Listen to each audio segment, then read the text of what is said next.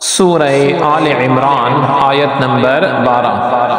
اعوذ باللہ من الشیطان الرجیم، بسم اللہ الرحمن الرحیم۔ قل للذین کفروا ستغلبون وتحشرون إلی جہنم وبئس المہاد۔ لفظی ترجمہ ہے، قل کہہ دو لی واسطے الذین جو لوگ کفروا کافر ہوئے، سا ان قریب، تغلبون تم مغلوب ہوگے، وا اور تحشرون جمع کیے جاؤ گے، الی طرف جہنم دوزخ، وا اور بئس برا المہاد بچھونا۔ با محاورہ ترجمہ ہے، کافروں سے فرما دیں تم ان قریب مغلوب ہو جاؤ گے اور جہنم کی طرف ہانکے جاؤ گے، اور وہ بہت ہی برا ٹھکانہ ہے۔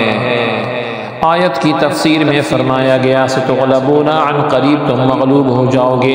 حضرت عبداللہ بن عباس رضی اللہ عنہ سے مروی ہے کہ جب بدر میں کفار کو رسول اللہ صلی اللہ علیہ وسلم شکست دے کر مدینہ منورہ واپس تشریف لائے تو یہودیوں نے کہا کہ قریش تو فنون حرب جنگی طریقوں سے ناشنا ہے، اس لیے شکست کھا گئے، اگر ہم سے مقابلہ ہو تو معلوم ہو جائے گا کہ لڑنے والے کیسے ہوتے ہیں۔ اس پر یہ آیت نازل ہوئی اور انہیں یہ غیبی خبر دی گئی کہ وہ دنیا میں مغلوب ہوں گے، یعنی ہار جائیں گے، شکست کھائیں گے، ذلت اٹھائیں گے، قتل بھی کیے جائیں گے، گرفتار بھی کیے جائیں گے، اور ان پر جزیہ بھی مقرر کیا جائے گا، اور آخرت میں دوزخ کی طرف ہانکے جائیں گے۔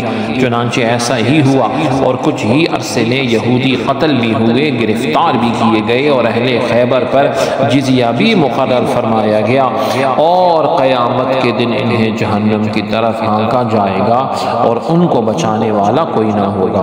تو آیت میں بڑا پیارا مضمون بیان ہوا ہے کہ جو یہود تھے انہوں نے مسلمانوں کو طعنے دینے شروع کر دیے، جلن اتنی تھی، دشمنی اتنی تھی کہ یہ کہتے کہ شروع کر دیا کہ بھئی یہ کفار تو جو ہے فنون جنگ سے ناواقف ہیں، ہم سے مقابلہ ہو تو ہم ان کو بتائیں۔ تو اللہ رب العزت نے اس کا جواب نازل فرمایا کہ سن لو، تم بھی ان قریب مغلوب بھی ہوگے، ہار بھی جاؤ گے، ذلت بھی اٹھاؤ گے، اور دین اسلام کے دشمنوں کا یہی انجام ہوتا ہے۔